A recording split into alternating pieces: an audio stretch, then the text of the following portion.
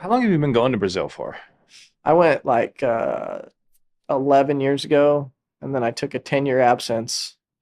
Okay, so this was kind of And then I went last October and this year. gotcha. Yeah. So what is it like the jackpot? Like there's shows, it's kind of like here, right? And jackpots, but it's all on like muleys, right? That's kind of like Bramer cattle, right? So they breed some steers with some horn now. I think they've bred some longhorn in it. The guys showing the head horses now, they've learned how to rope the horns a little bit. Okay. And but Jackpot and Dominant Lee seems like they're muleys. There's still some that have horns. You'll see guys occasionally rope the horns. But yeah, I mean, there's some guys that can rope. I mean, it's unbelievable, really. Uh, the jackpotting, they have their association is called ETR. Is the main one that I know of, and it started like in 2016. So when they talk about their top 15, they go to those jackpots all year, Right. and they're trying to make the top 15, which is in a week, maybe or 2 weeks. It's pretty cool. I watched the finals last year. It's pretty neat. And do they have a number system with it, or is it just They do have numbered ropings, yeah. like World Series, or they just have their own? Their own. Like it doesn't go to a 10 or a 9. I can't. Maybe a 7 healer. It's the Gotcha. highest. It must be similar to the old system Right. somewhat, but because my buddy Galerme, I'll be like there's a guy Felipe Cunha. I'm like, man, Felipe heals Cunha heals good, and he's like, yeah, he's a 7. Yeah. So I He's a think that's dog. like He's a he's dog. yeah. And Galerme Luna, he's a 7. okay. Like Yeah, he he's gonna get them. yeah. Is it? I mean, obviously the muley is like it's just a little bit different swing, different heel style, right? Like the corner just rides different, and so like I think as you see it, like obviously like juniors probably we haven't seen a ton of guys, but he's like one of the guys that kind of crossed over with it. But when you go out there and heel, does it feel like? Do you feel like hey, I'm pretty competitive out here? Is it pretty surprising like how many guys get the feed or what's it like? Well, so this was the first time that I'd ever roped for the time. This last Okay, time, and so in the past, I just showed or helped, um, which we worked for Raphael Poliello, who to me is like the ultimate horse trainer. I mean, head horses, heel horses, his demeanor. Him and JD have been business partners for 15 years now, I think. Uh, and Lincoln Figueredo, he rodeoed over here several years ago, roped calves and team roped. We worked for him. He's put together a good breeding program. He ropes amazing. He only shows in the amateur now. Um, so when I was helping, it's a little more of which I rope with JD and Raphael over there, so I help. They can rope the horns, so it's a lot similar to what I'm used to here, like at the horse shows. Like stay back, they whip, they're real nasty, push to him and heel. Uh, the guys that were there helping, um, you could see them like I would say struggle a little bit, but not really. I mean, I struggled too at times, but it wasn't a cakewalk, right? Like, yeah, it felt like a good open roping or whatever. Like it's yeah, competitive. yeah, Yeah. and the guys that you're hearing can really heal. It, I seen him pull off some shots, but I'm like, I didn't see like what I'd seen on Instagram or this Yeah. guy's the best healer in Brazil, whatever, until the time challenge the other day. And I had two great headers, and I was amazed. Um, there's really no extra swing healing for those guys. Um, the guy that was the champ last year, Talus, ropes amazing. He doesn't help at the shows. He has his own horse train business, so he's pretty focused on his head horses. Um, but watching him in the time, like he's there's a couple of them. I think they heal really good, but there's a couple that like he uses a stiff rope, a lot of bottom strand.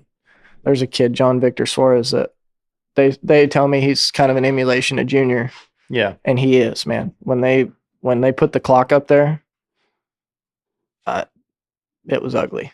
It was nasty. I mean, when they turned, Didn't matter where he's at. they hid the feet. Bumps. Like I've tried to figure out what that means a little bit. In fact, I asked Corey Petska that. I asked Luke that. What does that mean, hitting the feet? And Yeah. when they whip them out there, sometimes their bottom strand doesn't touch the ground. And then you got guys like I was talking about Tallis or Everton Paraquito, Raphael, a kid Guillermo Luna. I haven't seen him rope a ton, just show a little bit, watched him on some tapes, but they put the bottom strand on the ground, maybe have a versatile style. Yeah. I think John Victor could, but he's never had to rope that way. The way he does it is pretty nasty. Well, we were talking about this a little bit the other day when we were shooting some content, but just like a swing that has more like top strand to it and just feeling like pulling it with your top strand and like towards like bottom strand. And obviously I think personally just maybe I'm just now learning this. I'm getting pretty old to be figuring it out, but it's like, I think if you have a swing that's pretty dominant, like controlling the top strand, it's easier to like feel your bottom strand and go to it, like flatten the swing out. But like an angled swing, I think that's really like pulling on the top of your rope. And I think that's what you see a lot is those guys have like a ton of angle on it, but it does transfer to like bottom, like feeling the bottom of your rope. Where like if you feel like the bottom part of your rope, it's like a flatter swing. Well, it's hard to add angle to it and get feeling your top strand through it. So it's like, I think if you want to be versatile, and I think that's kind of what those guys probably have a lot with the muleys, and it just everything just looks dead, but like kind of big. And I don't know, but honestly, I only watch on Instagram too. So it's like, I'm pretty much just getting the highlight videos, you know what I mean? So do they get a lot of teams? Yeah. Like the Fraternity Healing had 120 horses. Okay. The Derby had 80 probably. What does it pay? Man, with the I can't understand them. And Raphael figures all that out. But it's what I see is a big difference is more people want to work over there because there's no middle class really. It's the wealthy and the poor. Right. So a lot of people want to have to work. I mean, there's no really other way to do it. Yeah. So those trainers have quite a bit of help. And I would say those horses, to me, like those 4-year-olds are put together pretty good because they have a yearling guy or a 2-year-old guy, and by the time they start roping on them when they're 3, they're broke very well. Sometimes here I feel like we get a horse and all of a sudden we got to take him to the Fraternity of the Horse Show. It's like, we need to put the mash on him and get going. Yeah. I see that a lot. It seems like, but over there, they're pieced together a little softer maybe. Right. But I think it just goes back to there's not enough time in the day for some trainers when they don't get enough help to, ride all the horses, right? Over there, they're liable to get this guy and, hey, you're going to ride 2-year-olds and you're going to get them broke and you're going to make them quiet. I want them stopping, turning around somewhat.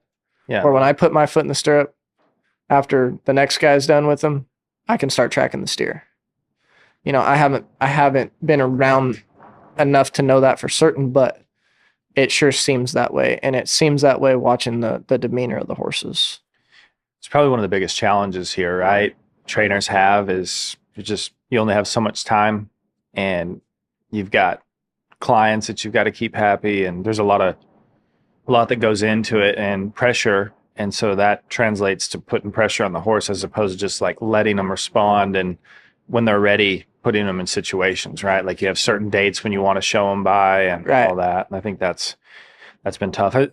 Have you noticed, like, it seems like some of the head horses, like the 4-year-olds, over the last few years, I think they're starting to work and look a lot better than they were. Have you kind of noticed that, like, guys either figuring it out, or what do you think that's been like for Well, I haven't went to maybe 3 or 4 fraternities in the last 3 years. Okay. We haven't really had the right set of horses until now. We got a good set, which obviously I'm not at Fort Worth right now, but at Amarillo. I didn't get to 2 shows. You have to go to 2 shows to be eligible. I only got to 1. But there's another thing too, is like horses go in waves sometimes, right? Yeah. Like But you see that with trainers. You hear of a guy dominating for a period of time, and then he might go missing for a second. And you got to have the right set of horses. But back to your question, I've heard a lot of people say that the 4-year-olds look better than the 6-year-olds now at times. I would say, if I was to guess, I don't even know a lot of the horses going like a lot of people do. But I would be willing to bet that there is a lot of shows now, and those 4-year-olds, they're a little bit green, so you guide them through it, get the job done, and then when they're 5 and 6, and you take them to 10 shows a year, that's a lot, right? Yeah. And that some of them probably just can't take it. I would assume, especially in the head. Right. Everywhere you go, I mean, the barrier, you gotta see a pretty healthy start, which is good, right? But I mean, when you're going to the Royal Crown and Guthrie straight to Oklahoma City, I think it's great. I mean, it's a great chance to win money, but it can be a little bit, right? Because we get a horse ready for the BFI, or if I was a header and I was getting my horse ready for the BFI, there's a lot of scoring involved. There's a ton of scoring leading up to, right? Like, we're going to make 4 or 5 runs, but then I got to know that if I elevate on the bridle reins a little too much, I don't want him coming up, but I don't want him going forward. He just needs to, I have to have some balance. So you think of that, you're running 4 steers, the next day running 4 steers at another place, having to see neck rope to a point, I would assume, every time you go on a 5-year-old, that's pretty tough. Yeah. Yeah, they start to figure it out too, and I think that's just where the pressure comes from. But what about you, man? As far as you've grown up being able to show and rodeo, and obviously, I feel like your lifestyle, you roll pretty hard to, you know what I mean? So how do you try to balance this out, or where do you kind of see it going? Because the rodeo side has kind of taken priority, right? Absolutely, yeah. Especially the last. This last year, I made it seemed like a big time, first and foremost. Yeah. How do you try to balance that between just managing both and then also like blending the style of heeling? So being able to go from a style that you're showing a heel horse, but also be able to rodeo. Because I think there's times where it's not ideal, but you do kind of gotta put the rope in front of like what the horse needs, right, at the rodeos. But also, I think it gets set up pretty good at times too. Like, I'm not just saying it's like all the time, but I think showing it's, hey, we've got to have, and the practice has got to be more for the horse. I don't know. What's that kind of been like? Yeah, it's I've seen a big growth in both of it for me this last year, year and a half maybe. It is a big transition. In fact, I've been spending a lot of time at home or with my dad, and he's really been working hard on his healing, which is cool. I mean, every day at 65, he goes to the arena every day and tries to get better. Yeah. But he told me a long time ago that the reason he quit healing, he was really starting to make pretty good money training horses and horse showing. And he said, if you're going to train heel horses, man, it is hard on your roping, or it was for him. Yeah. You're guiding, you're riding for the stop. There's a lot of things he can talk about. And that's when he made the transition to heading. So for me, I have a couple that I'm I'm quote unquote would be training, I would say, but they're going to be legit rope horses, right? Like, he doesn't really let me ride anything that might jeopardize my roping. Right. And he'll ride those, because there's some great show horses that are not very easy to rope on, and that's just how it is. Now I'm liable to show him, like, he gets them ready. As long as I'm roping sharp, they're going to look pretty good. But there is some big differences. I'm a pretty, like, rodeo and jackpot, and I would say I'm a very animated person as far as I use my feet a lot.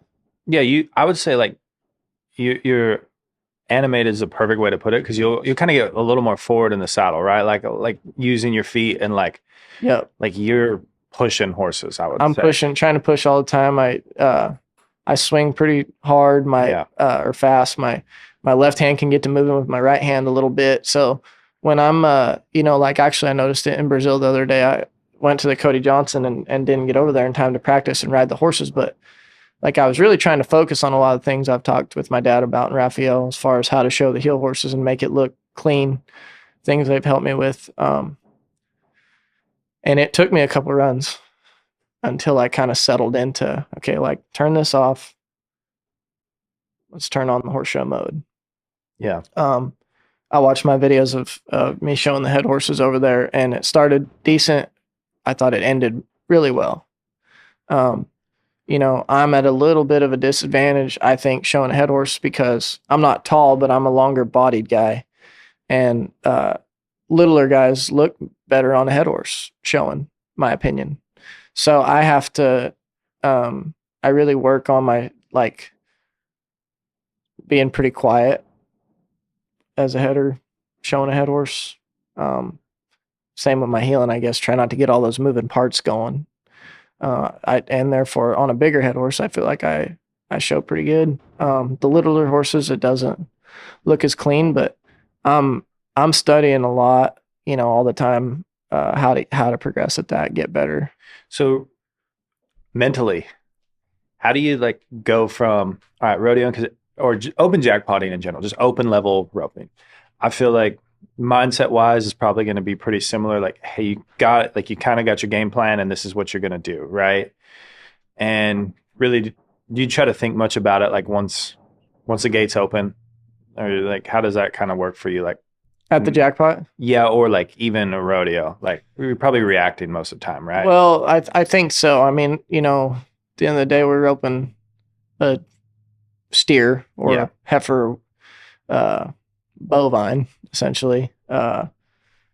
And so that's our first factor, right? And then we got 3 people as far as the flagger, 2 teammates, 2 horses, right? A timer. We got all these variables. So I think that when the gates bang, I was talking to Luke about this. I went and roped with Speedy one day, and he said that you run all these potential equations through your head of what could happen. 150,000 possible outcomes, essentially. Yeah. When the gates bang, I mean, just because the steer loped the first time, he might not. Right. Like, they're very unpredictable. But I did tell myself, I can't remember where I was. This was like in the last 3 weeks. Must have been the Cody Johnson or somewhere right around that time. But my goal now is I'm going to get more strategic with my roping, like find a way to have a strategy, like work on that. Like, I think there's some guys that are very strategic, and you can't, like I said, you can't just make your plan and it carry out all the time, but have an idea of what you have this for an outcome. So what can I do to get there? Yeah. Right, through the run in the next 5.8 seconds. How am I going to make this happen? Which you can only make so much happen, but. Well, I think strategy can be misinterpreted to like, I need to be throwing on this hop. Mm-hmm. Where more or less like you're probably coming from a perspective of like, I need to be in this spot and I need to have these options for shots, and this is how I want to set it up. Right. Like, right. It's like how to get to the strategy, like how to get to a winning position. Right. And I think that's like something that you can duplicate without spot throwing or whatever it is. Like, you're not predetermining anything. You can still kind of be out there reacting and like playing fast, essentially. Right. Yeah. Like for instance, the circuit finals the other day, the first one, we were second to last team, 6/8 winning the round. And, Garrett got a pretty good start and just turned him to win the day money. Yeah. And I got a little bit inside, took an extra swing, caught the steer. We split the day money, could have won it outright. And I was like, man, I haven't done that in a long time. Got to the inside like that. And then the next day, we had a big steer in the second round that knew it was going to be pretty heavy, right? And he drilled the barrier, spun him to win the day money. Steer was pretty heavy. I took an extra swing. We won third in the round, 5-6. And I was like, I watched the video and there was some things I did with my left hand that I'm like, why am I doing that? I don't know that if I would have rode the position that I pinpointed it down to, if I could have healed the steer any faster. Like, he was pretty big and soggy, but I'm like, I'll be dang if that in the third round, I'm going to take care of business. Like, Yeah. I'm visualizing this run. And so we had a steer that wasn't like the loper, but just a very honest steer. And we were the last team because we were leading the average. And it was like, we talked, and it's like, okay, if the go round's a little bit soft, let's get this extra 1,800. Yeah. Win second in the day money, then get the 3,300. Or if it's tough, we'll just take the 3,300. Let's do our job. And like 5, 6, or 7 was winning second in the round when we went. And I'm like, we're gonna make our run. Might not beat the 5 flat, but we can beat the 5-7. Yeah. So, like, all that being said, we had a strategy in our minds. We knew, like, we had it played out a little bit. I had an idea what it looked like in my mind. We took care of business. Like, that's and I finally rode the turn. Like, that's what I do. Yeah. Or that's what I work on. Sorry.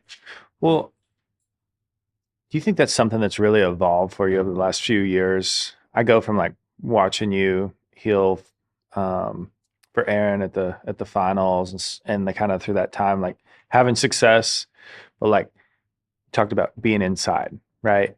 And I feel like this is one thing I always notice with your healing is like sometimes like if you win an extra swing after the time is over, like you're upset, right? In the arena, like you can just see it on your face. You're like, man, I know I need to, heal him faster. Yeah. And I'm thinking to myself, like, I'm watching it from the rope and I'm like, yes, maybe you could have got him faster, but also like strategic wise, like where you're at in the rope and you're fine. Yeah. Like, sure, we can shave time off, but also you might have missed him pop earlier taking that throw. and taking more risk. But I think like, is that kind of the shift mentally that you kind of go through, or like how do you kind of like ride that line of not being too hard on yourself, but also like, hey, I want to do better here. I want to be faster. I want to like, you know what I mean? But also trying to maintain that, like being able to keep like win, right? Because you've had a ton of success at that stage, or even you've had a lot of success in your career. Yeah, I think that it's a belief system, right? I've had a lot of help mentally, knowing that, don't take yourself out of the roping, but if you want to push around there and take the shot. Yeah. Right. I mean, also, like, let's just emphasize that you got to believe in the shot, because if you miss him there, you can live and die with it. Like, oh, this is why I made this mistake. Right. And you can start like analyzing it, but it's like the shots that you don't want to take when you miss, those are probably the ones that hurt the most. Right. So just like hitting on that, like, hey, if I want to be more aggressive, I got to trust it for one. Yeah. And that belief, right? Like that's where this belief comes in, like, hey, this is the right choice. Yeah. Find a lane and that's what I've been working on, is finding my lane. I thought riding high, throwing low might be my forte, but it's really not. Like, even for me to throw fast, like I need to be pushing through the turn. I've also, I guess, strategy, like back to that a little bit, is like to make those shots, or to be able to take those shots. What I'm learning is like, I feel like my horsemanship is getting better because I have a set of young horses I like pretty good, but I have to ride them all different. I think that's what is pretty amazing. When I had YY, my old sorrel, my bay now, that dude that I've rode for years, and Tux was the black I had. And even Duke, I had a sorrel horse Duke I rode a lot, that they were all completely different horses, but I rode them exactly the same. Yeah. So they molded to me. Now I'm learning, like, this horse is excellent. For instance, one of them I have, but I can't ride him like Splish or G-Wagon. Like, Balboa is extreme in his own ways. And it doesn't limit me. It's not like I'm like, oh, if I I have to ride him this way or I can't win on him. I believe I can win whatever I want to win on him, but just set it up just a little different. So like focusing on that, visualization's been huge for me. Really, that's the ultimate for me. I actually talked to somebody at the circuit finals about that. Erin Johnson, who I think is an excellent breakaway roper. Her husband Darnell's a good friend of mine, and I mean Erin's been a world champion like 18 times or something in the WPRA, and just no confidence. The other day is telling me about it, and it just blows me away, and I'm like, well, if you replay the run over and over in your head, eventually it just happens, right? Like that's the way the mind works, in my opinion. And the first example I had of that was last year at Woodward. I had been home in Pueblo for 2 weeks, probably hadn't been anywhere, and working on some of this mental stuff that I work on, and with a life coach, Lyman Tinney, and he talked to me a lot about visualization, and I would spend 10 minutes every day just like envisioning this run in Woodward. And the only difference when the run happened than the run I had in my mind was it was 2/10 faster on a better steer. Right. And so it was like, therefore, like we planned it, right? Like, but that was kind of the first side of that I got. And then, the nature of the beast is I've went in and out of all that too at times. And well, let's take it to this right quick. Because I think you'll probably be there with me. I've recently picked up golf in the last few years, and being able to like duplicate a good golf swing or even like make a good golf swing for me is not possible right now. Right. So I'm like, I'm trying to understand that. And I think for most people that they're like lower level ropers, like you haven't really felt that, like what it is. Right. So if that's the hard part, is like, how do we visualize, or how do we like have a belief in something that we haven't been able to duplicate a lot of times? And I think this is where it can be like a really huge advantage, is if you can find the little things that make it good and then visualize on those and like really have those be your focus points. That's how you can duplicate, and then you can build on it. And then once you get this really solid body of work, hey, now I can like put the whole thing together. right. But I think that's like the hardest part maybe for most people, is like when you don't feel like, my golf swing feels so bad to me at times, and it's like I don't even know what I'm looking for. Right. And you're just searching the whole time. It's like, okay, well, you got to find the little things that you can duplicate. And like, okay, does this feel good? Does this seem correct? Yes. Okay, I'm going to continue to do that. That's something, that a mental checklist. That's something I'm going to focus on and rehearse and do those. And then you reinforce it.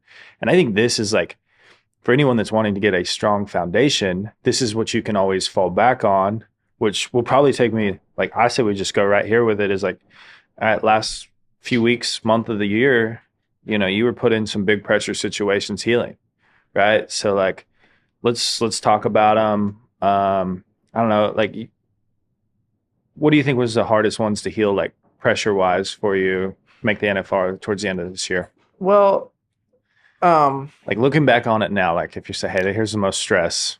I honestly can't say that there was ever a stressful moment this year. Okay. Why do you think that is? Because I've found a backbone of faith as Jesus Christ, my Savior, and like He's going to take care of whatever's supposed to be taken care of. Now, don't get me wrong. There was times I was like, gosh, dang, I'd like to pull this off, or whatever. But like, it's going to happen the way it's supposed to happen. And I've went through some things this year, we all have, that would be way more traumatic than not making the NFR. Okay. So like, to me, making the Governor's Cup I hadn't done that before. Yeah. Like, holy cow, that was amazing. Well, at that point, it's on a silver platter for us, in my opinion. We had the best steer in the herd the first night. We take care of business, it's over. Well, in my mind, same deal. I'd run that steer already. I wasn't nervous. Like, God gave me this steer with Luke Brown to rope at this moment in time for this amount of money. For what? Like, I control my own destiny. And I mean, I felt confident the whole time. From the time that I would say the crunches were put on, you know, um, we were behind the eight ball all year, but like all of a sudden, Ellensburg rolls around and I'm doing what I said I wasn't going to do. I wasn't checking the standings, but I was checking the tour deal because I knew how crucial Sioux Falls might be for us. Right. So it was very important for us to make the short round at Ellensburg and make short round at Pendleton. Make some business decisions, because truthfully, both of them are somewhat easier to make. Right. Granted, steers can just take you out. Right. But both of those rodeos, long enough scores, hard to catch. Like 2 good runs can make short round. Yeah, make short round. And those are crucial tour points for us at that time. Okay. So we caught 3 at Ellensburg. Paycheck wasn't great, but like the money's going to come if we keep getting these tour points is how my mind's playing out. Yeah. Strategy. Go to Puyallup. Strategy. Won a decent check, but made the top 8, got us some tour points, right? And we actually we were in the first set at Puyallup, flew to Abilene, ran our first one at Abilene, flew back to the short round at Puyallup, and flew back 5 days later to run our second one at Abilene because it was a tour rodeo. And that 3,000 that we could potentially win is great. Don't get me wrong, but we're not going to pass up a chance at tour points at that point. Yeah. So, go to Pendleton, catch our first one, get to Friday, second round, catch our second one. There was no clean runs when we went in the short round up to when we went.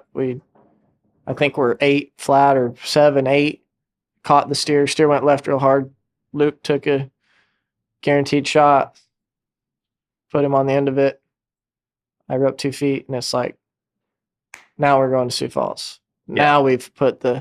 Now we got a legitimate chance. Right. But it was a plan. Like I told Luke Monday after we ran our first one, like, we're going to make the short round.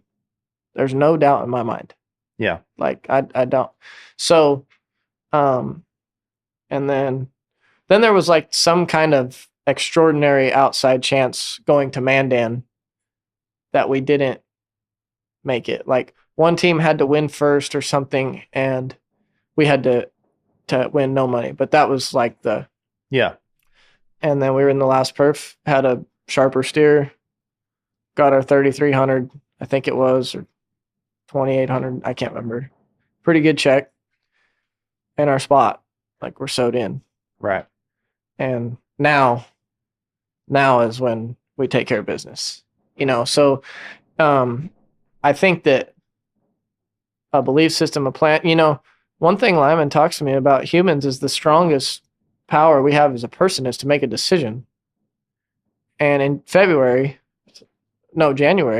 I talked to him a lot. I made the decision to make the National Finals Rodeo. And there was a couple times this summer when I was competing poorly that I could look for outs. I think that's been something that has maybe hindered me at times. I can go home and work, or yeah, I can do this or do that. And that was what he kept reminding me. No, you've made a decision, and you're going to do it. Like you're not veering away from. You've already called your shot. You made the decision. You're going to do it. And there was times I thought he was crazy. Like, I don't know, man. Yeah. But when I talk about calling the shots, it's pretty cool. We kind of the other crunch time would have been Salinas-ish time. And I roped a leg on the third steer. We were decent on 2. And then come back, we placed in the last round, maybe missed the short round by 2 spots or something. So now we have a big week. We'd made it back to the perfs at Cheyenne, and we got Salt Lake, Spanish Fork, Ogden. Yeah. Ogden, Spanish Fork, I think. Now we're back, planning on going back to Cheyenne twice more. Well, so we went to Cheyenne Monday, won second in the quarterfinals in the performance that day. And Rowdy and Luke and I were driving to Salt Lake. Lacey, he had dropped Lacey off. Luke had, and Libby on his way from Salinas at Salt Lake and flew to Denver and went to Cheyenne, I think. And so he rode back with us. And we were at the Maverick in Rock Springs. And he pulled up. I said, I wonder when the books for Calgary are. So he pulled it up and he said that the top X amount from last year get in, the top X from Canada, whatever it was, and the top 15 as of Sunday when Cheyenne's over and the Utah rodeos are get in. Yeah. And I hadn't looked at the world standings. Like, that's one thing I've learned. Like, there's a lot of things out of our control. I can't really control that. Like, doing my job's going to take care of that. Right. So, which is kind of an oxymoron for what I was saying about the tour standings, but well, it's tough, right? Because you kind of got to know, like, do I need to max the dollars out here at this rodeo? If I have can I ride to a spot for a higher, like, paying shot? Try to get the $7,000 in the day money. Yeah. Or just maybe a little more conservative, like, and I think that's all strategy, right? Yeah. And also I think that's just like one thing it's a perk of how you rope is you're not just committed to one style of roping and one style of shot. Like you got a variety of different shots you can choose, right? So It's like, if that's a tool, pull it out and use it when it's necessary, right? So we're sitting there at Rock Springs and so Luke says what the stipulations are. And I said, well, we're going to be in Calgary. And I was in the back seat. Rowdy's driving. Luke's in the passenger seat. Luke might have been driving. And I'll never forget, he kind of just like turns and looks over his shoulder at me, like almost like, you crazy? And I said, well, if I have anything to say do with it, we will be in Calgary. Won third at Spanish Fork, split second at Cheyenne. Yeah. All of a sudden, looks at Calgary, we're in, So I think a little bit of strategy, right? Like we drew a great steer on our second one at Spanish Fork. First one, mediocre steer, didn't place in the round. Need to make a good run to ante up, win good in the average, and have a chance to place in the day money. And I think we did both. We had like a $6,800 rodeo at Spanish Fork. Crucial tour points, right? Cheyenne got those crucial tour points. So it's like, I would beg to say that Driggers and Clay Smith call their shot, right? Jay Corkill, he can tell you what's fixing to take place probably before it does, but they've developed a belief. Obviously, they're great talents, no doubt, but they also know what they're capable of. They're not scared to fail, I think is what it is. Like I was actually thinking about that yesterday driving down here that with some help from people in my life, like where I've noticed growth is I've been a very results-based person.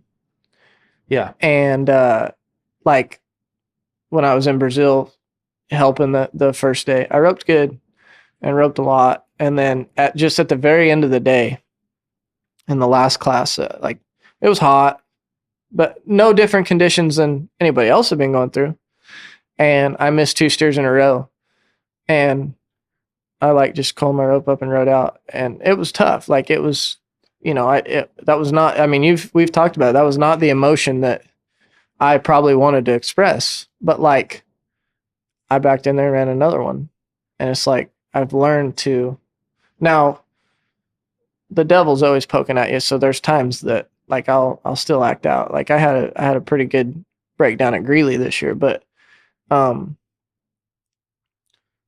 like I could live with that 2 hours later when I looked back on it. Like, did the miss hurt? Yeah, but all those times that I threw temper tantrums and essentially made an ass out of myself, like that looking back on, that's embarrassing. Yeah. Everybody misses, but how do you cope with it? And I struggle with it every day still. But especially in a situation like that, I look at the Brazilian guys over there as they never miss because they really don't, like in their element, right? Well, then they're thinking, well, this guy made the NFR. So then you miss, and they almost don't think you're human. So then, I mean, you know what I mean? You're surprised when you miss. Yeah. You kind of want to hold up to those expectations. Yeah, right? Too. A little you're bit. Starting to, yeah. But, you know, the best part is like being able to walk around there, still give everybody a hug like they like to do. Like we're all people, you know? So that was, I've never put myself on a pedestal. I actually, that's something that Lyman and I talk about a lot, is like, you know, his goal is to help people find their true greatness. Well, I've had trouble seeing that in myself. Like it's like I'm like a 90-pound woman that looks in the mirror and sees a 300-pound woman sometimes. Yeah. You know, and so, but I'm great because I'm grounded by my faith now, not for any other reason. And so, and God blessed me with a gift as far as some talent with the rope, and that's how I'm going to spread the word for right now, is with my roping. Yeah. I think it's tough, right? Results, because it's we those are like our milestones, and there's a couple of things right there that it's funny because like I would go to stages like, yes, I definitely always want to be result oriented, and then one thing that I noticed is like I could handle like not doing good at times, okay, and then there's variables. It's like, hey, we've been rodeoing, we haven't done good in a while. I might be super tired, like, and it's just like I'll have like lapses. But what I've noticed is like I'm almost like teapot sometimes, you know, like I'm pretty good and I can handle a lot, but then something will just set me off. And it's like learning how to like let it go, and when you get real upset, and then kind of move on. And I think it's tough because you don't want to show emotions, because I feel embarrassed when I do it. And I'm like, man, that's like not characteristic of like who I want to be, right?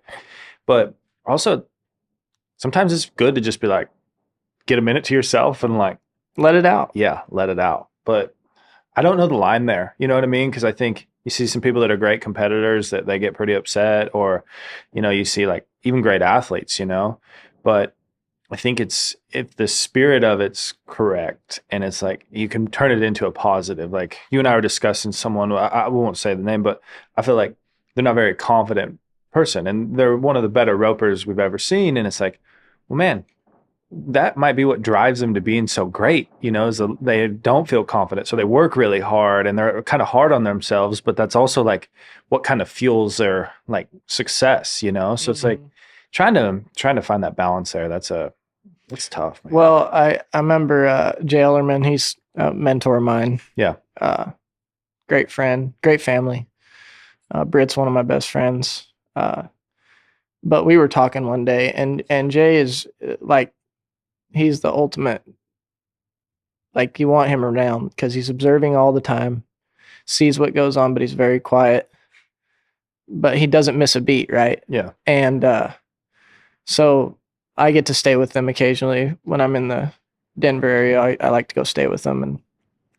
And one time me and him were roping the sawhorse, and it, like, what I like is it was a directed conversation to me, but indirect. So like he knew how to deliver it because he knows how I am, where it wouldn't affect me emotionally. Yeah. Because I would tend to snap off. I'm kind of like the teapot as well. But he was talking to me about Clay O'Brien one time missed a steer to be high call, I think, at the BFI. And he just coiled up his rope and rode out. And he said 2 weeks later, he was talking to him and he said, Clay, he said, it looked like that didn't bother you at all on the outside. That was amazing. He said, Cleo said, well, you should have seen what was going on the inside. But it never, so his physical being never acted out, right? Yeah. I come from a little bit, my granddad is emotionless physically. My dad can be very physically emotional. Like things hurt. I mean, I've seen some good ones, and I've nothing as dumb as what I've done. It just hurts him. Like It's like, oh my gosh, you know, and just let the air out of it. Especially if it's for me, it was hard for him. But so everybody's wired different. Everybody's right in their own mind. Yeah, I think that actually I was having a conversation with a a friend of a friend yesterday on the phone. And I was actually telling Chad Masters this at the Cody Johnson. We were riding around warming up for the roping that morning. And I grew up in New Mexico. That's where my mom, I have two half brothers. I have a sister that lived there, stepdad. And I didn't rope hardly at all till I was 11 years old. I would go spend 6 weeks with my dad in the summer, piddle around, but I like to swim and do everything that kids like to do. And I was football crazy, wrestling crazy, and baseball crazy. So I had some great friends in New Mexico, and both of their dads were they were football coaches together. Then one of them was wrestling. One of them was the baseball coach as well. So when I was down there, I stayed an extra day after the rodeo, stayed the night with my brother, hung out with my family, and I still have their phone numbers. I called both of my coaches, and we met at Buffalo Wild Wings in Los Lunas, New Mexico, to have a beer or something and eat some wings. And I was like, they were talking, and they were both very intense coaches, very hard on us at a young age. Like, in fact, at 11 years old, I wrestled for the middle school, which was illegal, like I wasn't in middle school, but wrestled duels for the middle school. And then we had a 4-time NCAA All-American, Sam Parker, who was our summer coach, freestyle coach, right? Like it was the trenches, And I was thinking about this when I moved to Colorado, like I got a little bit soft. And all of a sudden now, like, I think I could thrive in the trenches again after being around those guys. Like, if you screw up, there's no, oh, you'll get the next one. No. Right. Like at 10 years old, like we were running suicides for missing a block, like it was for real. And I think nothing wrong with it, but I think that my generation was a little bit soft, or maybe it was just me. All of a sudden I went to the only child deal. I don't know what it was, but I got soft, and roping was new to me. And I admire my dad because he wanted to make it enjoyable for me. He never put pressure on me to do it. So maybe I couldn't handle that, but I think like we're just softer than and the next generation after us, whoever that is, kids my age, might be a little softer.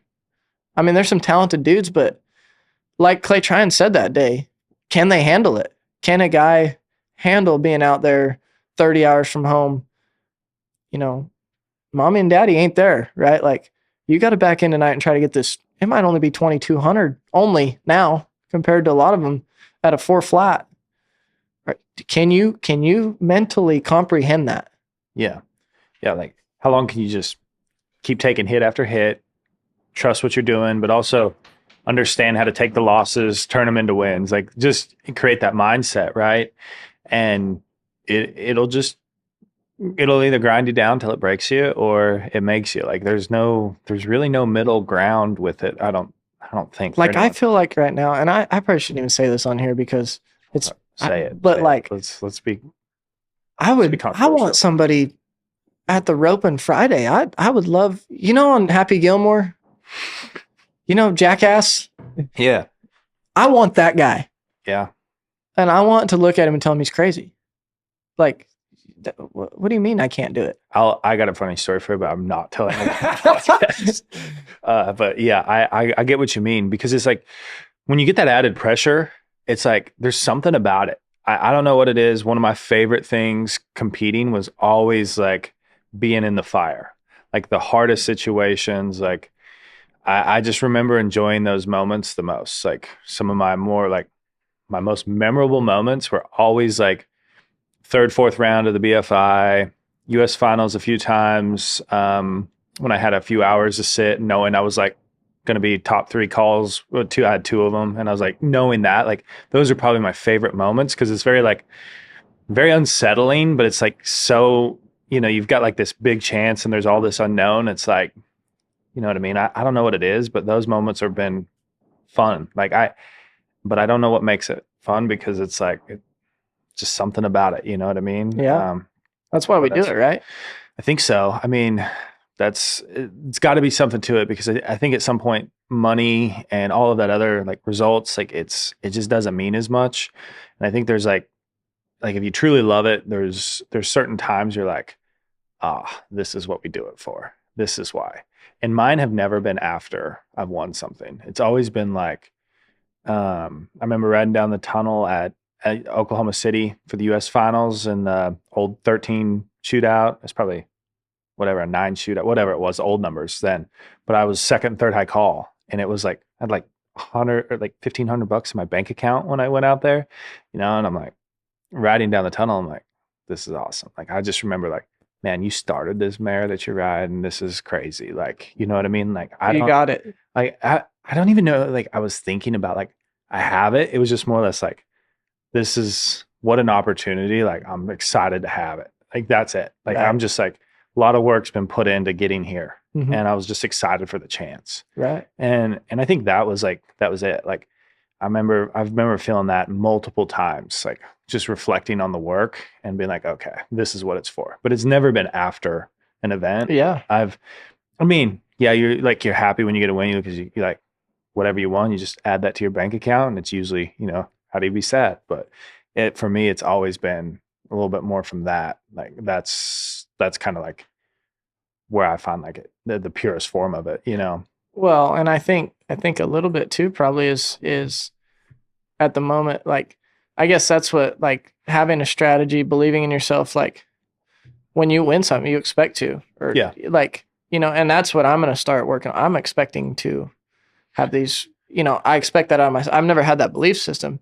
That's funny. You were talking about like the leading up to, Yeah. like, if there's anything I can say about the first round at the Governor's Cup this year, it was that nobody told us that, okay, the first 3 teams go down when the last 6 Bulldoggers are done or whatever. So here I am, second team out, Luke and I, and I'm not even down there on the right end. And Luke's like looking for me. Yeah, like we're about to get turned out. And I'm like, hey, guy, right there at the back end, like, buddy, I need in there. And he's like, nope, you're right on the side. Well, the Bulldoggers are coming out. And I'm like, hey, man, I'm up. I mean, this alley's tight, right? And it's full of guys Will Loomis's size. So like me and dude are not gonna, and then like I'm like, no, sir, I'm second team. I really need to go.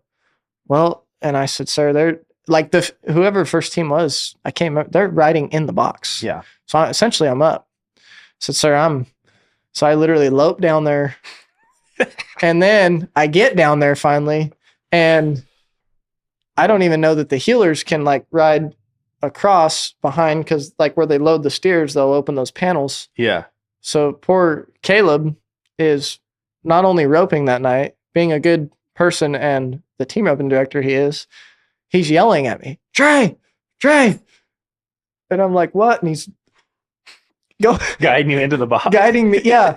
So it's like, okay. Now I think I'm in the right spot. Yeah. But that, and then all of a sudden, like, we're up, but then we took care of business. But it's funny. And then the next night, we're the second to last team. So I'm like going to go get on some steers' heads or whatever. So I like have Rowdy lined out, like, hey, after the first team goes, they let the rest of the teams down or whatever, bring dude. And yeah. Well, like, I'm kind of like keeping an eye on things. Looking for my horse. And no Rowdy, you know what I mean? And no dude. And I'm like, okay, we're 8 teams away. Yeah. I can run, you're like calculating, I can run down the bottom. So I do. I take off running down the alley, and here he comes, just like Rowdy being Rowdy. And he's like, did you not think I was coming? Sweat. And I'm like, yeah, kind of. Hey, like being early here wouldn't have been a bad thing. Yeah. Follow the pack. Like, but anyway, that's fun.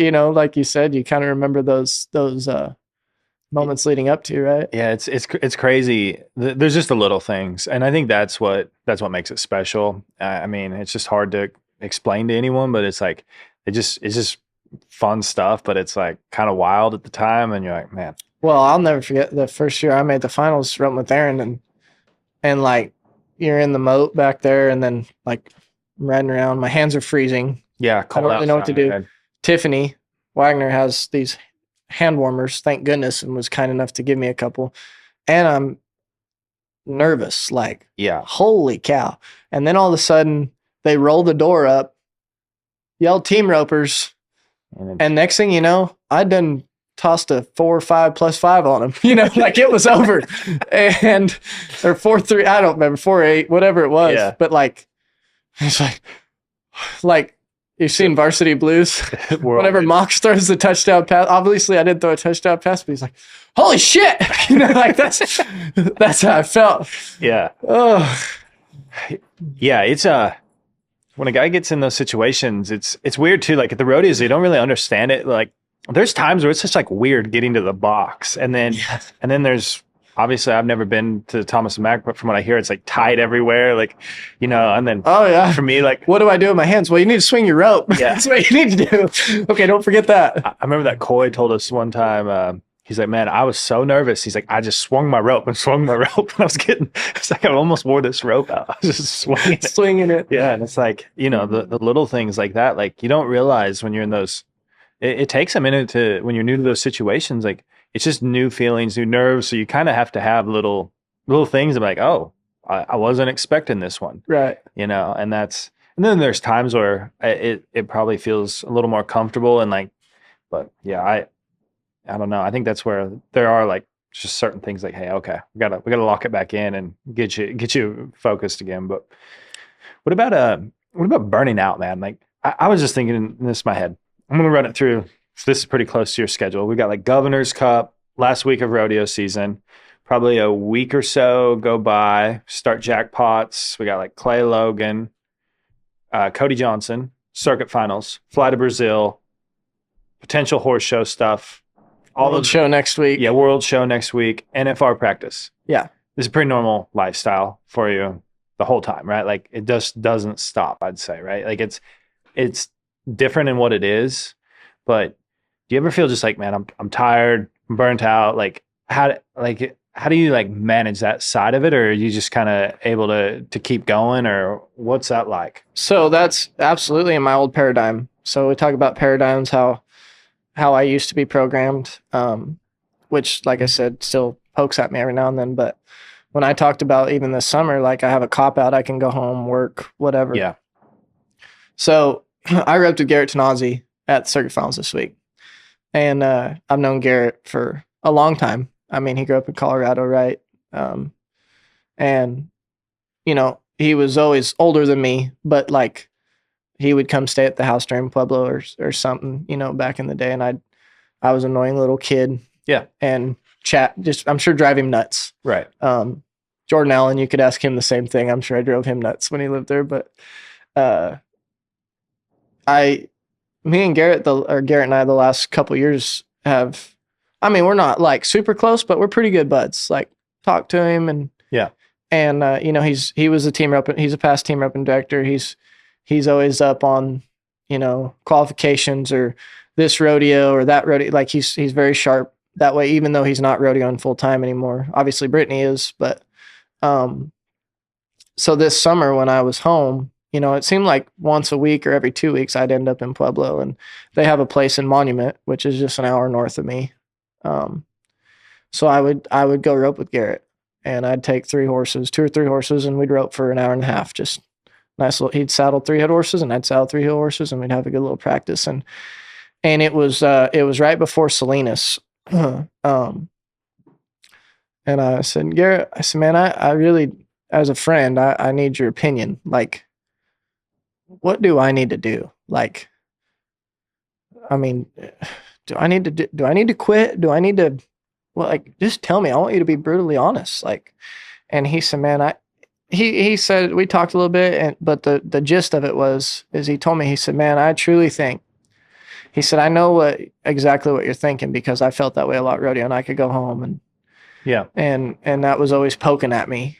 And, but he said, if you'll find a way to truly enjoy it, no matter what, when you leave home, you're not going home. So be happy, enjoy it, rope, and I promise you it'll get better. And so when I left for Salinas, the next day when I flew out, I said, I'm having fun no matter what. Right.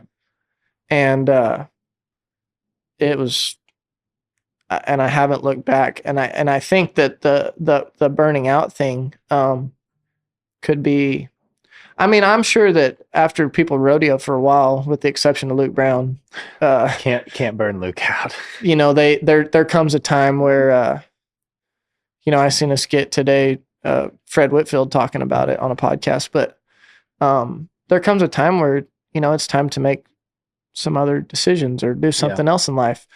But that's probably faith or something telling you like you've had a good run. But like as far as being burnt out, like I think it for me, the way I view it, for me right now, it'd just be an excuse. It'd be a cop out. Yeah. And it's just because you're not being true to yourself. What a right? blessing. Yeah. Just like you were talking about, like I mean, like when I got on the plane to go to Brazil, I was so excited. Like this is the opportunity of a lifetime. Made the short round at the Cody Johnson with Colby and Kyle. Like I could potentially win $100,000 today. Yeah. Like there's opportunities all the time. And people would, you know, and going to third world countries or quote unquote communist ran countries. I've been to the Dominican Republic. I've been to Brazil several times now, and it'll change your outlook. Yeah. I mean, what they would give just to enter the Cody Johnson, right? And just can't even get a visa to come to America. Yeah. So how am I gonna handle that? You know, or how am I gonna cherish that? Is, and that, like I said, there's times where my emotions, my physical being will say otherwise. That's the devil poking at me, but that is my thoughts and my mindset in all this, even when it's not going good or quote unquote we're not getting the results we want. I do keep that in mind. Now, you know, even like I said, I'm guilty as charged of doing the wrong things at times, but well, it's just I come from it like, hey, there's just times you're gonna be tired. There's times you're like run out, you know what I mean? Like there's a lot that goes into it just between managing a horse program, rodeoing, like you're constantly going, and it's weird, but it's like there's just probably times at the end of the day I'm like, man, I'm getting tired. Mm-hmm. You know, and it's just trying to like reset and keep it going. And I think that's where it's like I think that's where a lot of like the burnout can come from if you like are doing what you really love to do, but at the same time it's just you take on a lot, you know what I mean? And I think that's well, I think it takes a different kind of animal, you know. Like actually JD showed a horse named Popular Resort Figure, which he's produced a lot of great horses. Won the Super Horse on him in 2002. Yeah. And in 2002, that was last year he rodeoed full time. He headed for Bob Harris, and they went on to make the NFR and won the average at the NFR. But I was, you know, I ask him all the time old stories, and he told me, he said, at that time I had a great set of show horses. I had a great set of guys working for me. And he was also catch riding for a lot of people. They had a lot of horse shows then, and he was flying to Oregon. And I mean, he went to Jackson, Mississippi, and anywhere you could think of, he was going to horse shows, California. And long story short, between the rodeo and that, he told me that he was home 4 days that year in 2002. Yeah. And I was like, man, surely this was a couple of years ago. We had this conversation. And I said, surely how could you handle it? Like, that would drive me nuts. And he goes, didn't bother me. But he was molded that way. Like, right. I'm going to make a living. I love this. I love to compete, and I'm going to go do it. Yeah. And, you know, you can see in the dogs when they back in the box, or like they got a different gleam in their eye, right? Like, yeah, it's just a different intensity. It's tunnel vision, and this is my job. I'm going to do my job. Yeah. I asked Luke that the other day when I was doing a rundown with him. I was like, you ever find yourself like you ran too many steers? And he's like, no. That's it. Nope. Left it at that. Yeah. Have you ever practiced too much? Nope. Just loves it. Yeah. And I think it's important to understand, like, because I think you push yourself and you find like, hey, I'm kind of unlocking a new level, and you can find that. And I think that's where like a lot of people, like, they just don't know what their limits are. And I think if you can unlock things, it applies to so much in life and helps you out and get that, you know, I think that's a dog mentality or whatever you want to call it. Well, you know? and kind of back to what we were talking about, when you were talking about the golf swing, I guess this is something I want to touch on is like you were talking about emulating a swing or duplicating like how to develop that feel, right? Yeah, I would call it like for me personally, it's just finding my swing, but finding the right moves Right. within it, right? The So right with movements. that, you watch golf or you watch Yep. tutorials, right? Like, well, you know, even in my generation, which isn't that long ago, right? Like we had Hort dogs Yeah. and a George Strait and a BFI. And then you had there obviously JD did a heading and healing horse instructional DVD. You had some, I'm sure Jake and Clay had I think Jake and Clay, had a DVD, Ricky Wall. Green. Like there wasn't Okay. a lot of availability to So like we had, and you had to order it through Spin to Win or NRS, if I remember right. very, very And limited locations. rodeomania.com. Yeah. Okay. Well, now there's X Factor roping, for instance, right? Yep. You have all these guys with this instruction. Okay. There is access to whatever level of roping you want to do. Like it all revolves around the same fundamentals. And you subscribe to this, you can watch the best in the world rope, do exactly what they're doing. They tell you what to do. So there is really no excuse to not progress if this is something you want to do. Like if you don't have a mind block and like when I head, I tend to swing too hard. So like there's a certain someone that rodeos that I try to emulate and it looks nothing like that. But if I, in my mind, am emulating that, I'll catch, so like, just like you're talking about the golf swing, like if you think that Scotty Scheffler swings the best stroke, like you might try to do what Scotty does and you'll get the same result, even though it looks nothing like it. But I guess the gist of it is all this access, it makes me wonder. I'm going to be brutally honest. I don't understand sometimes how in Las Vegas there's 800 teams in the 11, for instance, or 700 teams. And I mean, are we going to win money? Are we just going to Vegas to say we went to Vegas? Because the definition of insanity is doing the wrong thing. I hate to pick on people, and I've been guilty of it. Like I keep throwing it down there, and the steer doesn't jump in. And I'm like, well, what do I do different? But like all this access to these resources, like, Yeah. how are we not taking advantage of that and working on progressing we probably shouldn't put this on, but it drives I'm cool me. with it because I'll go into it because I'm going to be on the insane people side because I've really been swinging this golf club a lot for the last few years. And I'll be honest with you. I feel like I'm trying to apply techniques that are being taught to me, right? And I watch things, and I'm older, and so picking up something, it's like it doesn't feel the same, or like I don't know what it is. I really don't like to use that as an excuse, but I know I've made a lot of golf swings, and it's really hard to apply things. Right. And I think there's a couple things. I think you got to be able to like really dive into the details of like, hey, what's happening and what do I want to move like? And I think if you can find that, it's going to be baby steps, right? But I think where it gets insane is not giving yourself an edge or a way to compete. Mm-hmm. And I think that's where we like, in golf, for example, for me, it's like I have a swing that I want to play that I know my miss, and I'm just going to play that miss all day. And hopefully I'm missing it the right way. And I have a chance at playing my best golf, which is still not good.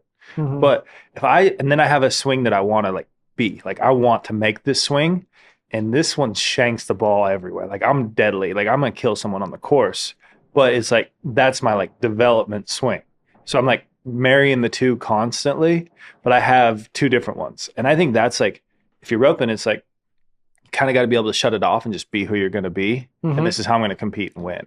I think where they get crazy is like, all right, we're talking about this off air. I'll get into it. Like I'm not a fan of the World Series barrier. Basically they got to have it because the arena is so short at Vegas, and it also allows a lot of very low number headers to take a huge element out of roping, right? Absolutely. This is a huge element that I love, is scoring and making your horse good. We've just thrown this out the window and said, all right. So now you've got to like commit to this blind start heading. But also that can be your strategy, is like, you know what, I might break the barrier every time, and I might break it every time for the next 5 years. But if I get out 4 I can times win in 1 first. year, I'll win the roping. Is that worth the risk? Yeah. And you can make that decision. I'm never going to say yes to that because I don't want to take blind starts. Yeah. And I'm going to lose a lot if I'm up. Like, there's a lot of headers that will rope better than me that are lower numbers. And that's just the way it is. But I think there's like your strategy. And this is like, hey, then how do we take our techniques? So it's like, there's like little things like, let's take things like with your roping and like how you swing, like your rope and where you ride. And it's like, okay, I like this. I have a heel horse that works similar to this. This is how you add it in. Right. And I think that's where like people really miss out is like understanding, okay, what are the movements we need to make?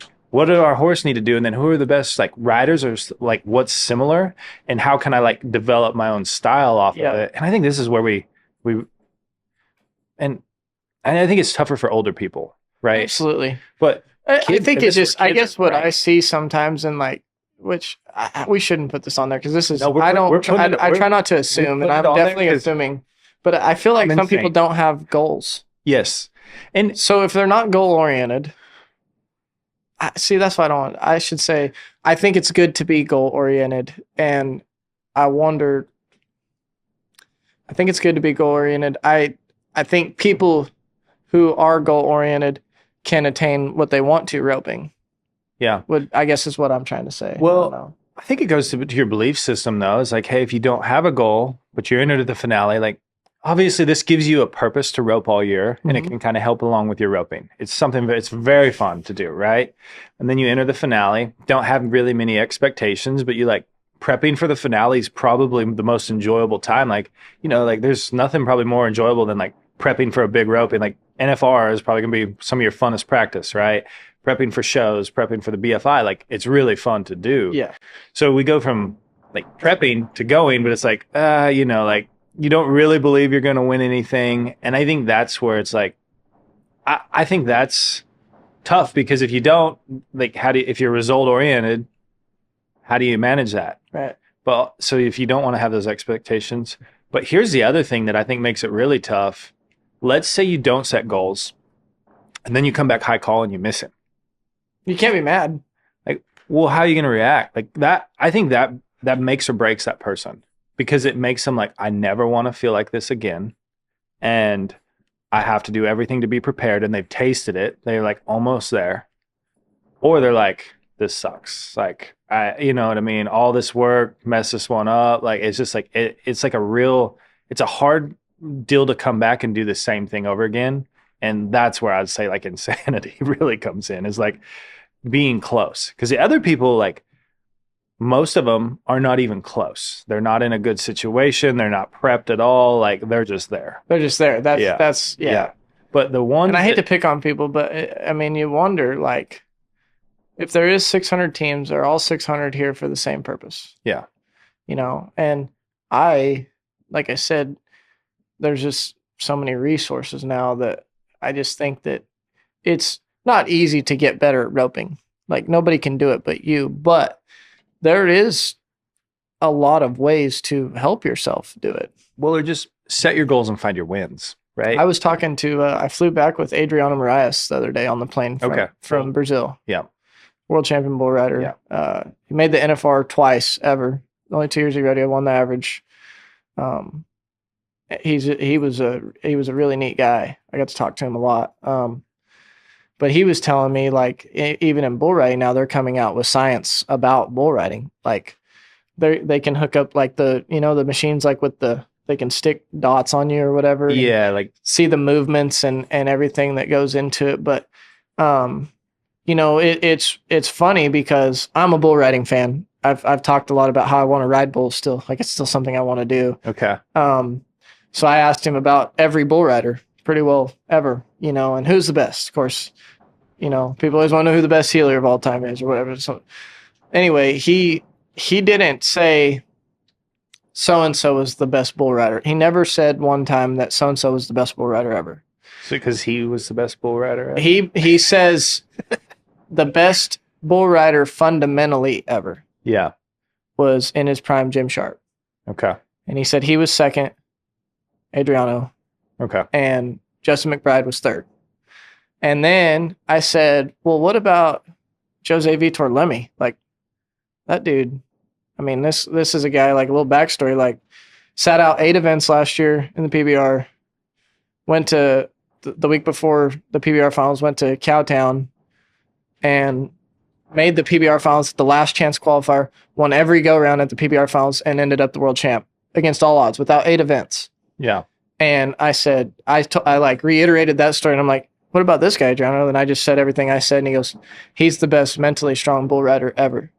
He said at Cowtown that week, he told Sean Gleason, who is the CEO of the PBR, he said, do you see that cup and that gold buckle there, Sean? Jose told him. And he said, yeah. He goes, that'll be mine at the end of next week.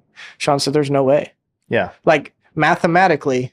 Yeah, he probably laughed. And just like, oh, he's joking said, around. I'll see you next week. Yeah, he's thinking he's joking around. And all of a sudden, he's the first ever $8 million bull rider. Yeah. So, like, I don't think that, you know, we could talk about the best ever or whatever. Like,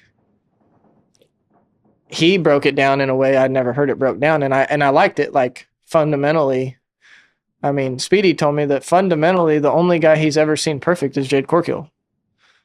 Like, I don't know if, and this is probably out of my, I shouldn't say some of this stuff. Maybe it was private, but like, I don't know if he thinks Jade Corkill is the best healer of all time. I don't know. He just told me likes the style. Out of the guys that came and roped at his house, all of them, fundamentally, he never messed up. Like, yeah.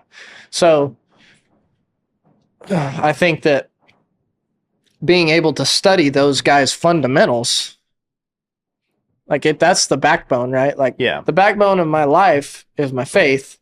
The backbone of my roping is going to be my fundamentals. Right. And we have complete access to all of it.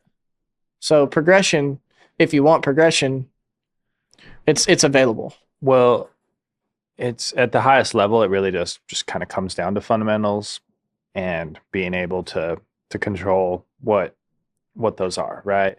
And there's little variables in there, and how good your technique is with them, that's going to make all the difference between where you know, your level of competition, like what you can do. Right. And I think and set realistic goals, right? Like, you know, as a number 3 header, you know, don't necessarily make the NFR your goal, but like, I want to be the best number 3 header I can be. Yeah.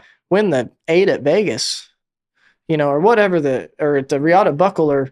So I went with this, and I will beat this drum till like someone really gets me off of it. But like, I was having the hardest time deciding winning and losing, like rodeo, and like just dealing with it.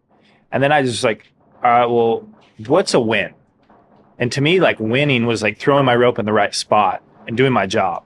And I was like, okay, well, I can live with that. And so I was just like, I want to have winning performances X percentage of the time and get to my spot. And when I throw my rope, did it make sense? And then I was like, I can live with all those misses. Mm-hmm. The ones I got upset was when I'm like, out of your realm. Yep. Or or I got to my spot and I did something out of like was not characteristic. Those are the 2 times I'd get upset with myself. And I think for anyone, it's like, hey, how do we start this? Like, what's it going to take to win the number 8 roping? Probably whatever that run is. Well, can you get to that spot and turn that steer 4 times in a row? Then this is it. This is all you have to do is just get to your spot and turn the steer.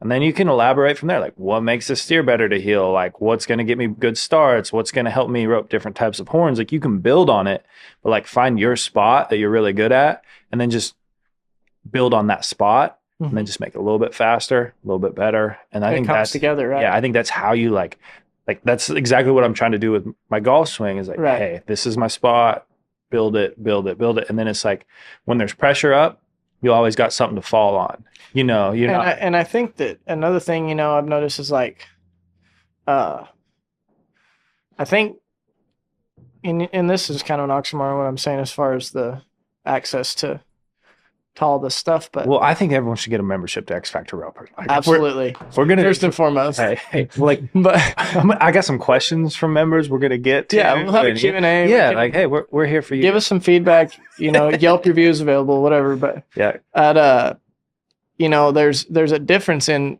how people perceive things. There's a difference in how people can take things. Yeah.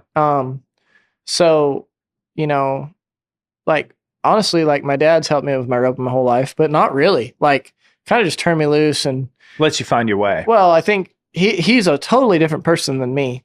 We're the same in a lot of senses, but like we're not this like emotionally. A little different. Nothing different. Alike. Like he'll tell you to go get bent, and I'm like, oh my gosh, what like I'm an empath. He's the polar opposite.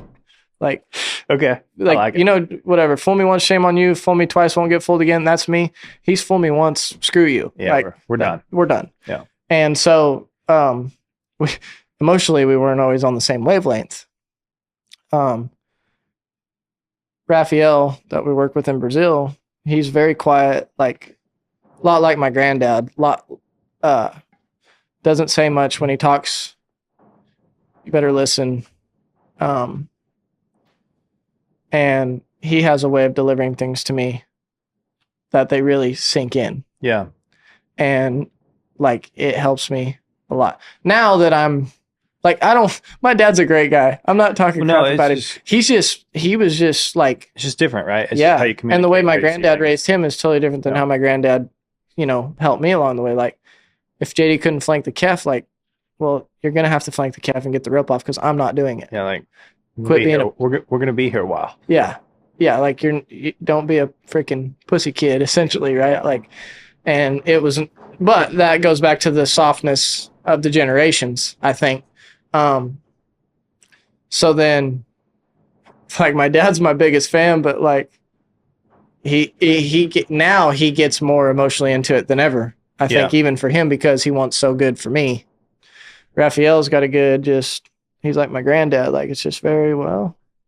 Sees it from a little higher level. Yeah, your rope wasn't in the right spot, you know, or whatever it is. And it just like, actually, if I didn't do good this last winter, I was planning on moving to Brazil, working for Raphael for 6 months. Okay. Through the summer, which then. You like it there. I love it. Yeah. Yeah. Cool. In fact, I see myself, whenever the time is that I'm done rodeoing full time, spending a lot of time down there. That's awesome. I like the people a lot. I'd love to learn the language. I actually have lessons. I bought a $299 subscription on Babbel, and there's another app, italki, where you meet with the professor once a week. It's okay. Awesome. And just because communication would be nice. Maybe that's why I like the people so much, and they like me, or I think they do. Because you don't know. We just hug and smile, and then I'm like, I can tell Raphael, like that dude's a good son of a gun, and he's like, yeah, I mean, and then I'm like, I'm sure he is, but we hadn't said one word to each other. So we've talked through this guy. I got my buddy Guillermo and Raphael's brother Rodrigo.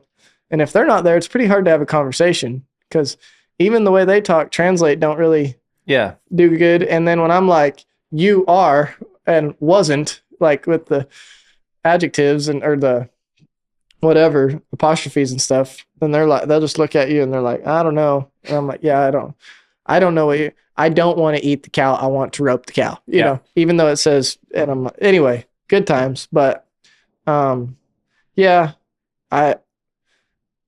think that guys got to pick who and I've said this before, is like people that have came for roping lessons, all that is like, if you think if I'm not your guy, I don't want to waste your time and your money. Right. Yeah. Like whoever you think is your guy and you like the way that he treats you and you feel like you're getting progression in your horse and your roping or whatever your goals are and you're getting closer to that, you need to stick with one or two people and roll with it. Because if you get too many opinions, like you were talking about the golf game, like I got a buddy in Washington, Corey Ashbeck, that when I'm up there, he's a registered golf pro. Like that's who I play golf with. Yeah. Him and my godfather, like, are my two instructors. And my godfather has a membership at Valley High in Vegas, and he's got a caddy. I don't even know his real name. We call him Cadillac. So unless Cadillac or Corey or Don Tisdall is telling me something about my golf game, I'm not gonna. Yeah. You just take it for what it. Yeah, I appreciate the insight and then roll on, right? Yeah. Well, and I think you got to have a lot of conviction with what you're doing, like in roping, right? Because you're going to constantly like, does this work? Does this work? And then if it's a no, you're going to change it and do something different, and it's getting all these yeses. And I think that's the thing is that's where the belief comes, is like, I've tested this thing out so much, I know what it'll do in this situation, and I'm ready for it. And I in think a game with so many variables, though, there's no foolproof system, right? yeah, it's Like, I would beg to say that the best ropers of all time, like over a period of time, like T Woman went 27 times to NFR. a lot. Okay, so Who's a man? in 27 years, let's say, or Albach 24 times in the Heelan, Yeah, or whatever it was. That's a lot of different horses, right? yeah, Well, like I guess T would be a better example. Like in that over the course of 35 years of rodeoing, or 30 years, like you had to make transitions along the way based off each horse, each partner. Like it's not like this is how I do it. yeah. You got, and I'm going to do this every time. And no, that, like, I think that you have to be all the time willing to, I guess that probably is like that strategy I'm talking about, right? Yeah. Like, don't get so one track minded about things that, not even because team roping's evolved, not even because the times might be faster, not any of that. It's just, that's just the way it works when there's all these variables, especially a horse. And you're riding the horse, like you have to be willing to make the adjustments. Yeah, and get better and want to get better. And right. I think that's one thing that just translates over time, is the ability to want to get better constantly. Yeah, and that being said, like the idea of me ever heading, I think, is out the window, because James Arviso told me that all the reachers, they started by reaching and then learned how to run close. Yeah, you went close first? Yeah, so I think I'm screwed, man. I went close first too. It's a little harder, but it's just, all it is you just got to feel top strand to bottom strand. Like that's the difference. Like your first swing is just will go more top strand or pull. Oh, perfect. I've been looking. I'm going. Thank you, X Factor Roping Face Freed, for the insight. Also, if you hit them all in the back of the head, I was wrong. Yeah. But that's essentially what it is, because a right to left swing is bottom strand, right? Like you feel that with your pinky. If you're reaching, it's your top strand. So that's what adds the angle to it. So you're just pulling more with your top, and it's just going to be a more like front to back delivery. It's harder to do than what I just said, but essentially that's what it is. But it's like the golf swing. Yeah, I mean, all you got to do is just hit it straight. That's what Jake Milton told me one time. It's front to back, right at the back of the head. But it's a whole different swing. And that's why I look at it like, hey, if I'm going to change, like I don't really want to change my swing. I just want to do a new swing. And then I have this swing that's new, and I have this other swing. And then when that one feels comfortable enough, I just bring that one in, and that's all my mindset is. So I don't ever I'm not blending two together. I have like new swings. Right. But also that might be crazy too. I don't know if that's a good idea. So, Yeah.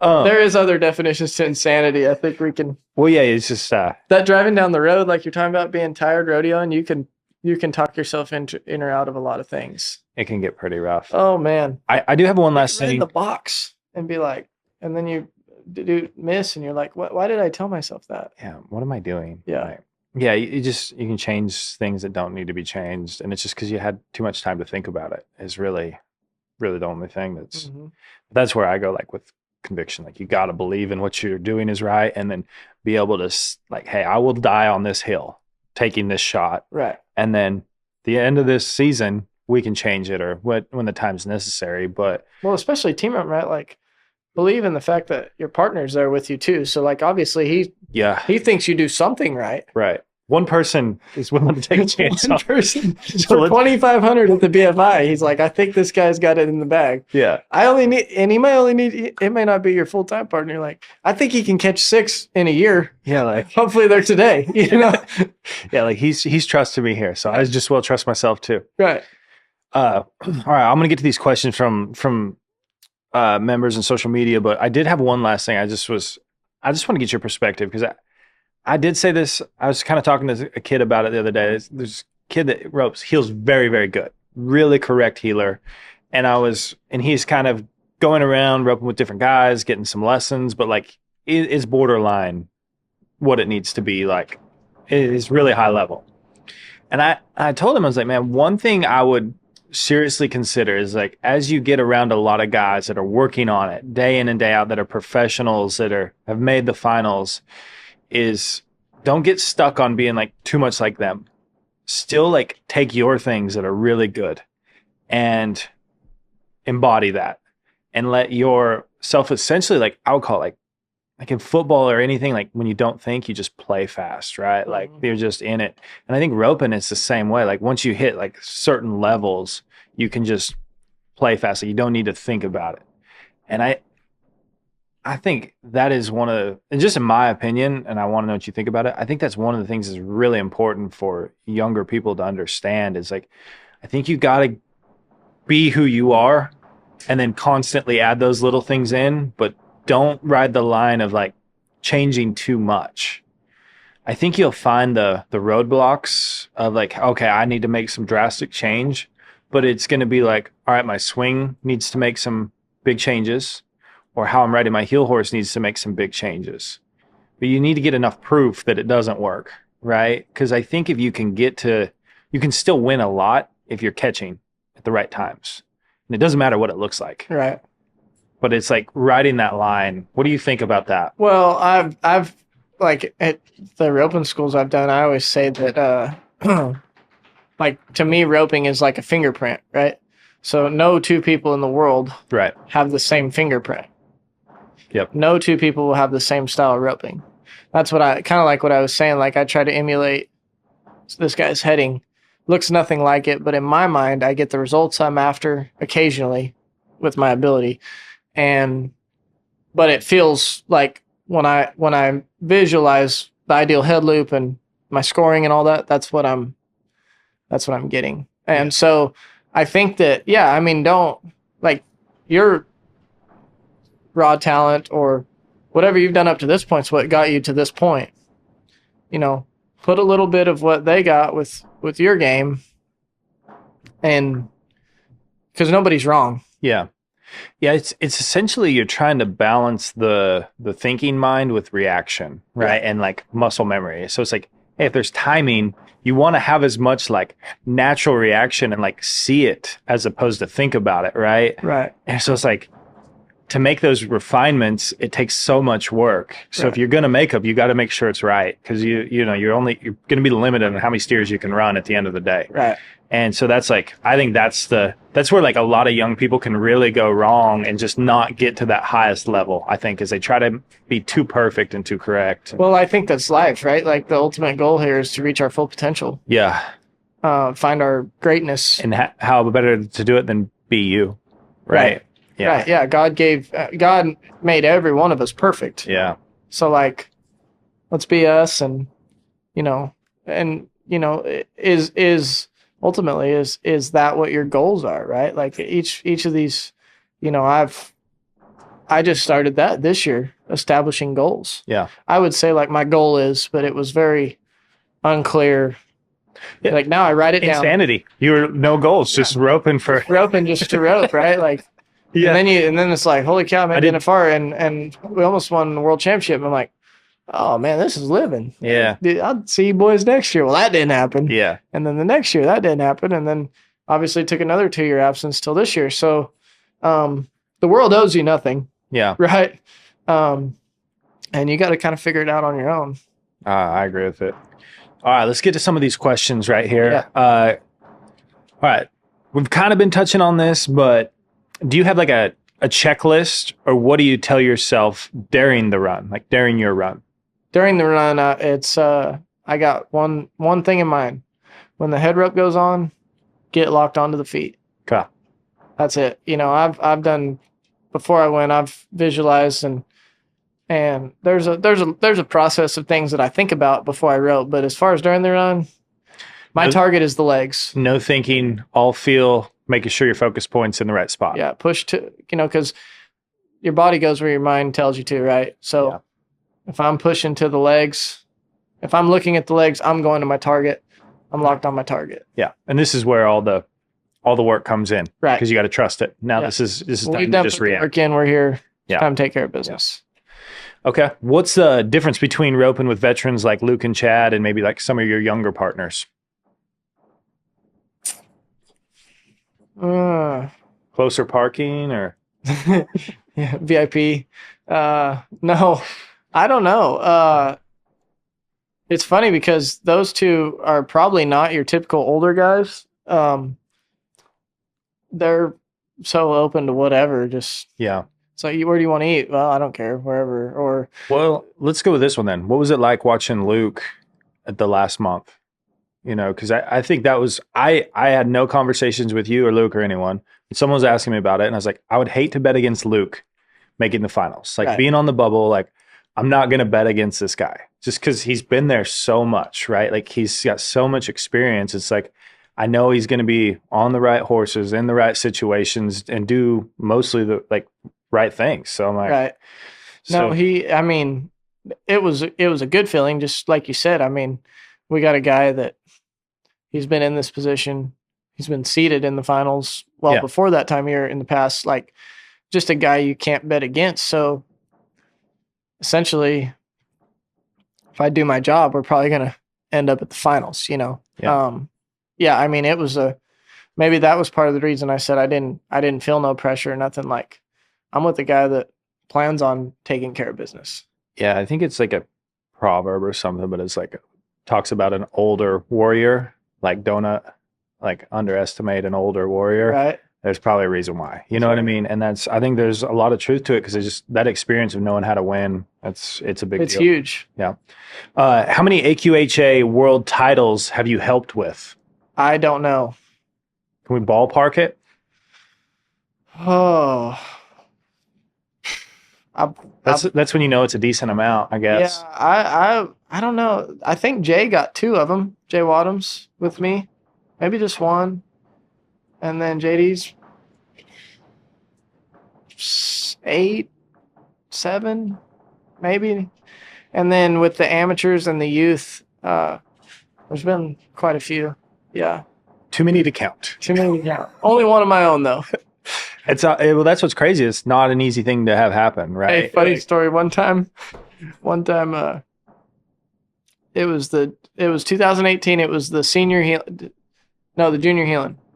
So at the World Show, after the finals, they bring everybody in the arena and call you out in the order you win, but they don't give the scores before, so you don't know until. So anyway, there's three. No, it was the senior healing. There's 3 senior heel horses left. They give 3 globes, right? Yeah, And I've got 2 of them, and JD's got 1. right. Well, I win third, so I go get the 3rd place trophy and take the horse back. And now it's just me and him out there. I said, one of these days, I'm going to get you. And they hadn't even called second out yet. And they just fixed it to him. And he goes, yeah, you will, no doubt. He said, but it ain't going to be today. Sure enough. 1 second, huh? Yeah, 1 second. Yeah. And I told Joseph one time, I said, it was just him and I. It was the same year in the junior, just him and I. And I won second. Joseph won it. And I said, one of these days, Joseph, I'm going to be headed out there knowing I won second before they even announce it. And it's just going to be you back there. And they're going to call it out. And it's going to be you. And I'm going to have to back up and let you pass me. Oh, that's awesome. What about a heel horse from any era? If you could ride any heel horse from any era, but you or like your family couldn't have like you rode him, like if you got to pick one that you've just watched at the rodeos or the jackpots. I don't know. Taz looked pretty sweet. Taz seems to be getting a lot of nominations for this. I like Taz. What else? Yeah, he looked pretty fun to me. What do you think makes like a great heel horse or like that one so special when you watch him go? He could run, had his head out of the way all the time. And obviously, like JD always talks about like a horse putting their leg down through the turn, like starting to hit their butt through the turn. And Kenny threw so fast that obviously. I wonder how many heel horses people messed up watching him go because he did turn his head out of the way, but his body rode so straight. And I feel like around that same time, you've seen a lot of let's say a lot of number 6 healers that rope pretty good and train pretty good, but they're like full bend with their body and head tipped in and Looking trying like that. yeah, running around the corner and they're broke at the ribs and you're like, this horse has no chance to do anything here. And it's like, well, and you're just like, that's probably one of the first heel horses. It was like really flashy that at least that I could remember, like head out of the way, but could really just run and drag and do everything. Yeah. Yeah, that's pretty wild. All right. Going with Taz. I think so.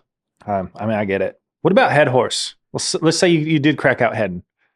What head horse would you pick? Like today? You know what? You say you like to get a little closer. I'm gonna give you the early '90s rodeo. Was Scooter around in the early You can '90s? pick any head horse from any time, but you get a rodeo in the early '90s, so it kind of fits your style just a little bit more. I got to ride Buster, the horse JD won the Feist on. I got to ride him once. He was pretty amazing. Okay. And then I would have to say Scooter, Charlie Pogue's horse. Scooter's definitely good. That's one of my. I think that horse was unbelievably fast and great to heel behind. Yeah. And whatever Matt Tyler was riding, because he didn't reach much and won a lot. Matt Tyler had some. Dude, them horses back in they had some runners, man. But yeah, everything big. Just fly. Yeah. What about what's your favorite rope for cold days? Favorite rope, power line, light, rain or shine, hard medium, like it's little backswing. Yeah. It's 30, 40 mile an hour winds, and I know I'm going to be hovering it. Yeah. You and Luke are going to be out there with right. power lines. I like it. What about mentally staying sharp throughout the long days of jackpotting? Let's use a BFI as an example. I think that's probably 8 to 10 hour day, something like that where at the end of the day, you're tired. Well, I think different strokes for different folks. For me, if I'm in the rope and I'm not watching the roping much, like sure. I've went there with the plan. And I mean, I think you could attest to this. Steers dictate a lot what you win at a roping like the BFI. Yeah. You have no chance sometimes. And other times you're like, it's pretty easy to win something with what you got. So you go there with a plan and, maximizing what you got to the best of your ability. Whatever you've been working on up to that point, executing that. And so therefore nobody else's roping can affect me. Right. Yeah. Like I'm not going to even give it the chance to. So I usually hang out at the warm-up arena and just kind of chill. And do you feel like getting tired affects your roping? Like, have you noticed it like early morning slacks, all night drives, stuff like that? Like you're good. I'm pretty good most of the time, yeah. 1 cup of black coffee and you're rolling? 1 cup of black coffee and especially if I'm in the neighborhood of a Whataburger Taquito. Oh, yeah. I'm ready. Little breakfast. Yeah. What's your favorite memory of roping with your dad and your grandpa? Shoot, probably JD. It was the first year we went to the BFI. We won 5th. Yep. And he was like bawling his eyes out before we even got out of the arena. So like I thought he was falling off. I'm like, oh, and I looked and he was crying. And I think the water, whatever. But that was pretty cool. Or when he won the all around at Cheyenne and we maybe won 3rd, that was cool. And then with my granddad. Was that the year that, did I make it back that year with Logan? I think I seen that. Could have. We placed twice. This was the year that what year's that? Oh no, the red riding. 16. Sounds right. 16, yeah. I think T Wade and Dakota won. Dakota won it. Yeah. But yeah, and he broke the record that day because he won 3rd in the steer open too, and it's still the most money ever won in the all around, 26,000, I think. That's awesome. He won the senior side pot, and then with my granddad, the most fun we had was at the junior rodeos in Colorado, they had parent-child team roping. And, he had good teams like Roger and Trevor Kirkich-Slager and Austin and Justin Christ, and he was 78 at this point. Yeah. And we were the season leaders I love this. And I remember like if he broke the barrier miss, like he would sit by the head box and watch every steer go with a cigar.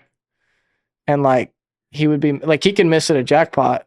And it was like, oh, but if he messed up for me at the rodeo, like he's pretty sad. He was sad. Yeah. So those are core memories. I love that. All right. Last one. advice for younger ropers trying to improve and choosing the ropings to go to. You want to take that where we were at? We were having the discussion before we were even recording. I think it would be kind of interesting to get your perspective on like as you progress, we're a little bit limited with the World Series, right? For younger people. Mm-hmm. So that's kind of out the window. And then I think the other like issue that they run into is going to be the World Series barrier. So if you want to stay at a lower level jackpotting, you don't really need to worry about the World Series barrier. You can just kind of live within that. Like heeling and heading to like progress past the World Series barrier and to kind of get to a higher level, like what would your advice be on like how to handle some of the jackpots? I mean, we've kind of touched on the things like picking up on your roping, but like what would that kind of look like on, hey, how to get out there and kind of learn and improve? And also, I mean, we did touch on like finding a few people that you really trust, but maybe dive into that a little bit more, like how you'd seek that out. Well, I think I truly think it goes back to what your goals are, and you know, don't enter out of your realm right away, right? Like, because there is so many different ropings now. Like, if you're a 12-year-old kid or a 15-year-old kid and you're a number 5, enter the 10 BFI, the number, or number 10 junior ropings, and you're probably going to get your best partners in that, right? Yeah.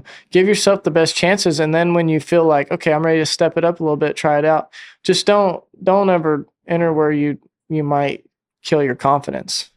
I would think. How do you ride that line between killing your confidence, but also realizing like, because I think there's like that fear, right, of like losing.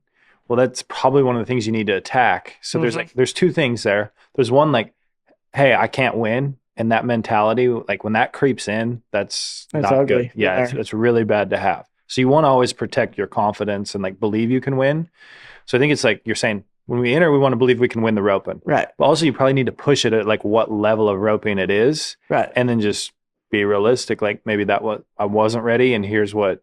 We're going to reevaluate. And yeah, I think that's important. You know, I've always wanted to enter to the highest level, but I did starting at a young age, and obviously there was times I wasn't ready, and I think it affected my confidence at times. Yeah.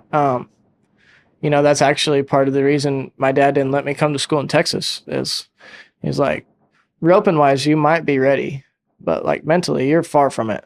Right. So he didn't want me to come down here, and I mean, this is where the best in the world live, and they're not. I wouldn't say vultures, but if you're going to go jackpot against them, they are. Like they're going to take your money. Yeah, it's hard to make your bones jackpotting out here. Right. So yeah, it wouldn't take long. Two things were going to happen. I was going to have no money and no confidence. I would probably quit roping. So I never came down here until the first year I roped with T-Wade, which was the winter of 18. And it was finally like, okay, I think you got 3 horses. You got a little game, a little confidence. You got a good partner. Yeah. Now go try your hand at them. Right. Yeah. I think that just finding the right times, protect the confidence at times, but also I think that's like the balance. You want to believe you can win, but also we got to know like, hey, what's got to get better? And I think that's probably the line you want to ride for a younger person always, just getting better, who to take advice from, and surround yourself. Albie, Bryant's dad yesterday was talking about it. Like, you surround yourself with 5 champions, you'll be the 6th one. Yeah. It might take time, but if you're programming your mind to think the way they do and want to be a champion, you'll be a champ.